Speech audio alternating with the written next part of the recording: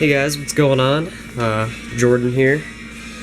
Today I going to be brewing Northern Brewers Grapefruit Pulpin, all grain recipe on my Grainfather. I bought this a couple weeks ago. I don't know if you can see that there.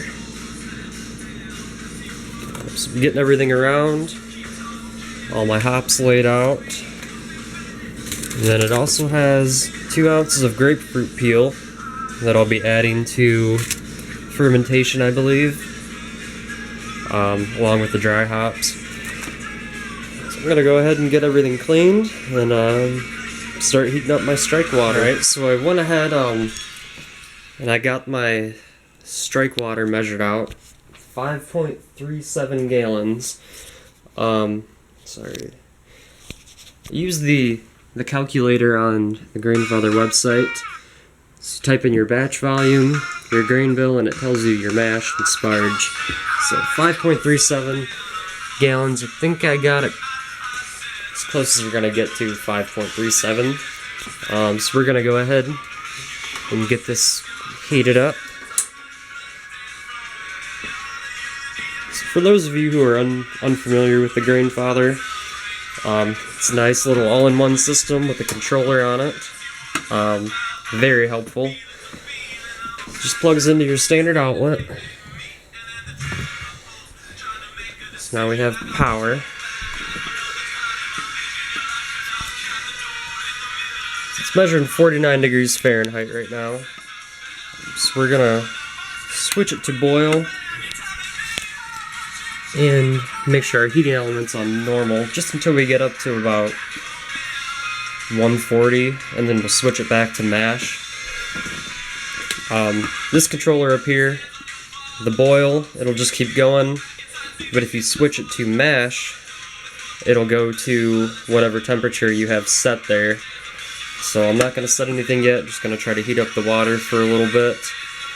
And then this controller down here controls the heating element, so normal is what you would use for a boil, obviously. And then your mash heating element is a lot less powerful, so it'll try to keep your temperature as consistent as possible. So we'll let this heat up a little bit, and I'll be back. So while we're waiting for it to heat up, we'll go ahead and pour a pint of a red ale I brewed a couple weeks ago. I just kegged it last week and pulled the first pint last night. Let's see if we can get that in there.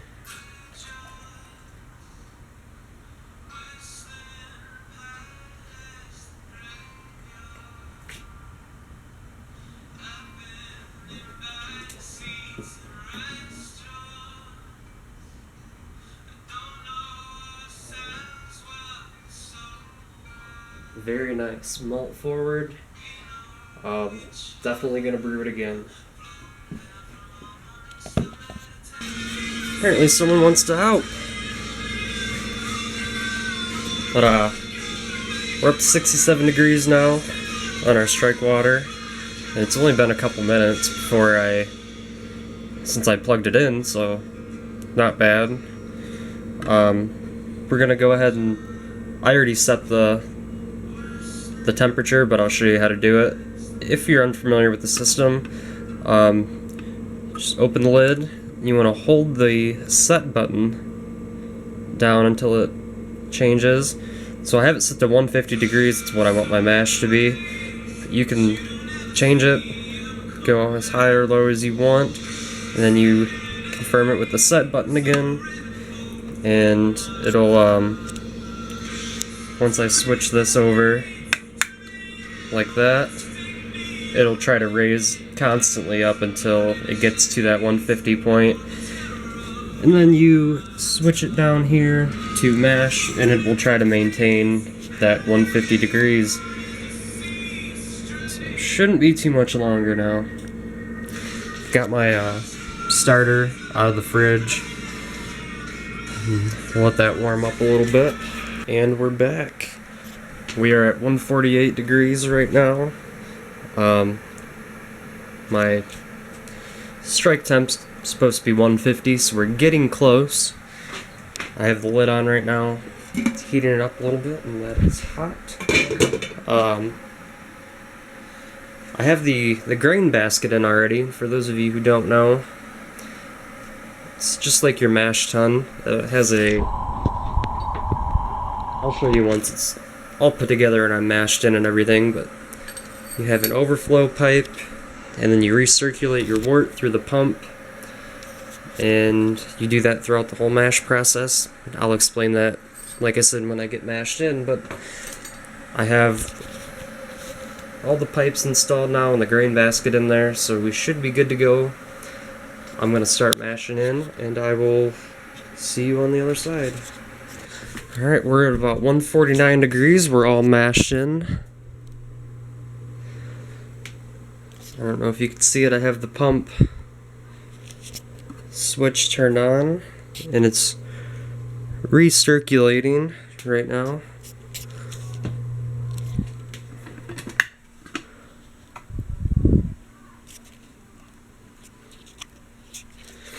We will let that sit for about an hour and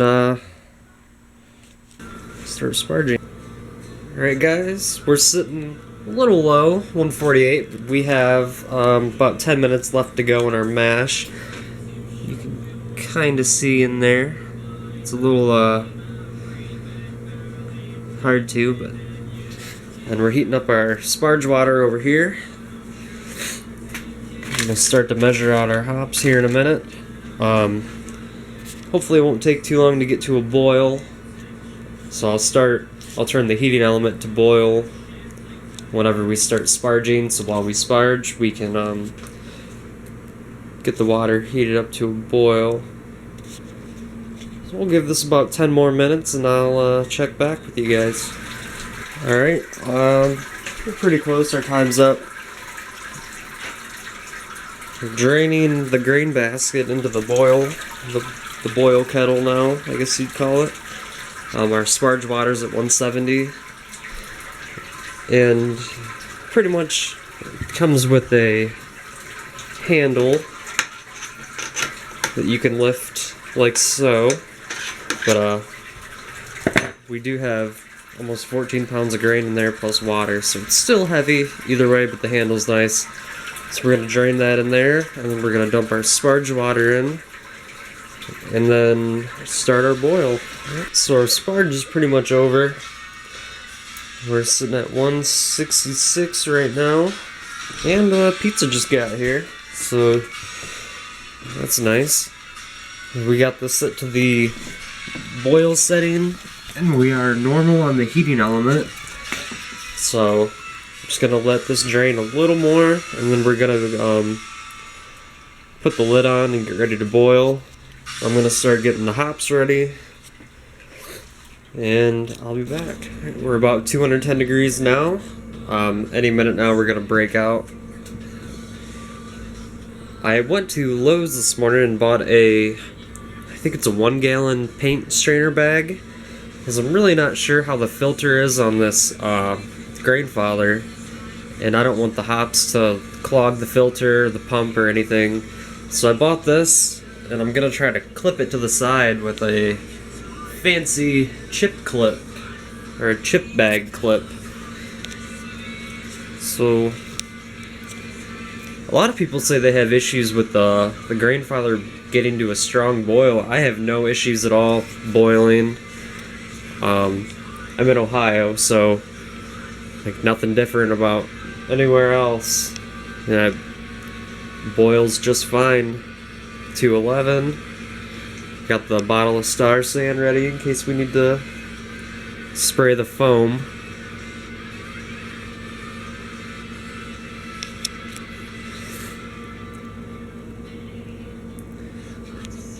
So we were just at about 150 or whatever from our mash, probably about 30 minutes ago. So it really didn't take a whole lot of time to reach this temperature with the lid on.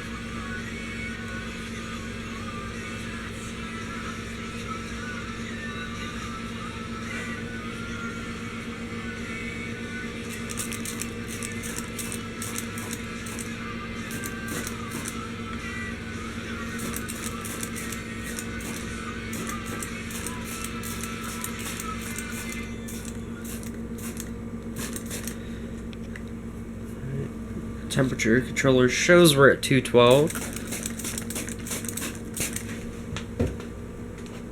So I'm going to go ahead and start the timer anyways.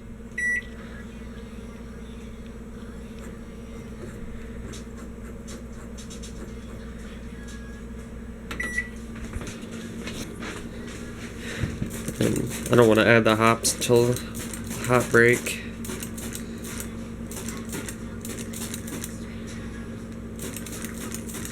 But a minute or two difference for bittering hops shouldn't make that much of a difference. We'll be fine. Alright, I clipped the bag to the side of the boil kettle, hoping that this is plastic. I'm hoping it doesn't melt, but that would be bad. So we'll see. Our next hop addition's at the 20-minute mark. We're at 59 minutes right now. So at the 20-minute mark, we'll add some Cascade, I believe. I just added the Chinook for bittering, and then Cascade's gonna be at 20, along with another ½ ounce of Cascade, and then some Amarillo towards the end of the boil. So this should be just fine. Like I said, we're at 212. You know, I didn't do anything special to get to a boil. That's really all the boil you need. You don't need anything special any harder than that, I mean. And I don't have, a lot of people put the like Reflectix or whatever it's called on it for insulation. I don't use any of that and have no issues at all with it. So if you are looking into the Grainfather and you're kind of on the fence about it because you've read that it doesn't get to a boil, I mean, this is proof right here that, you know, this is all you need and it heats up just fine. Alright, next thing we're going to do is clean the fermenter. I have the SS Brewing, the brew bucket, and I've had it for probably a couple months now, and I just love it. You know, it's very nice, very easy to clean. So we're going to go ahead and take it apart and clean it out. Get the sanitizer in it while we are boiling, and that way it'll be ready. Well, so far the paint strainer bag seems to be working pretty well for the hops. That's only after one hop addition, and that was a ½ ounce of Chinook for bittering. So it's working pretty well. We just hit the 20-minute mark, so we're going to go ahead and add, let me double check, ½ ounce of Cascade and a ½ ounce of Chinook. This will try to just put those in there. That was the Cascade.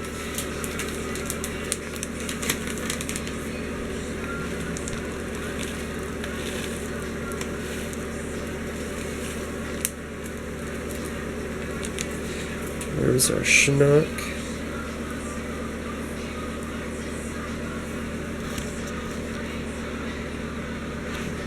And then at 5 minutes, we'll add another ½ ounce Cascade and another ½ ounce of Chinook. And then at flame out will be 1 ounce of Amarillo and another ½ ounce of Chinook. So that'll be 15 minutes till we add our next one. Alright, it is time for our 5-minute addition. We have on the left ½ ounce of Chinook, and on the right, ½ ounce of Cascade.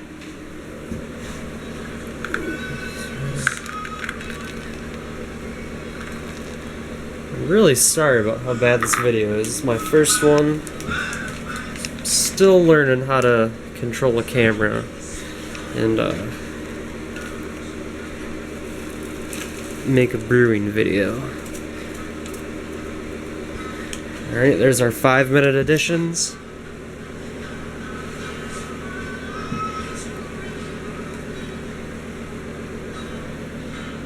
We'll be back for our flame out additions, and then we'll hook up the counterflow chiller and start cooling the wort.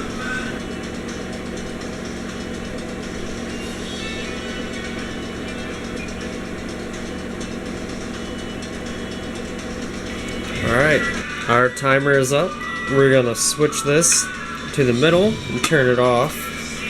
We're gonna add our flame out additions. We have 1 ounce of Amarillo,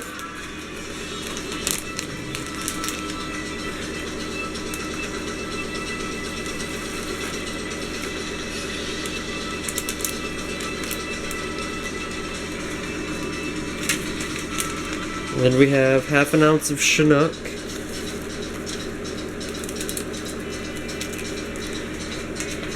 We're gonna get the wort chiller hooked up. The chiller's hooked up.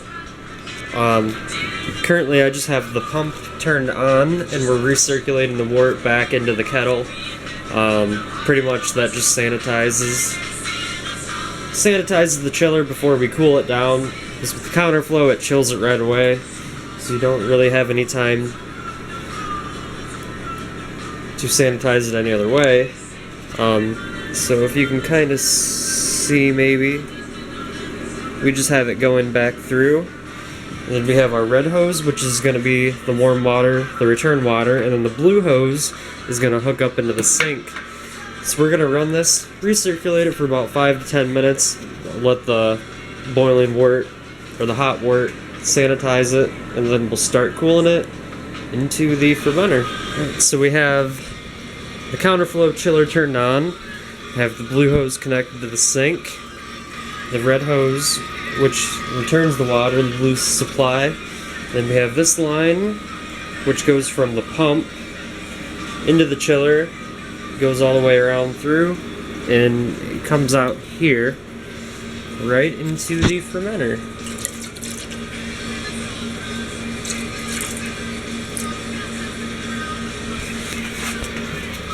And I don't know if we can see it. Oh, it hasn't hit the temperature probe yet. And that's pretty much it. It cools it pretty much on contact down to pitching temperature, which is really nice. So before, when I used to brew on the stove, I had a copper chiller, and it would just take me forever to get it down to a pitching temp. This seems to work really well, and I really wouldn't have it any other way. Alright, we have about right at 5 gallons in the fermenter, so the calculations were spot on. The Grainfather calculations from the website, that is. So I'm going to go ahead and pitch the yeast and get it fermenting. Using the counterflow chiller, if you can see that, came out at about, well, let's say 65 degrees, which is nice. It was down to 57, I wasn't paying attention, so I turned the water off for a minute and got it back up to in the mid-60s. 58's a little too low. I think the range for, I'm using the California White Labs WLP 001 California, and I think the temperature range from that's from like 68 to 73, but by the time we get it pitched, and it'll warm back up when it starts fermenting a little bit. So that's that. That is a brew day, the Northern Brewer Grapefruit Pulpin on the Grainfather.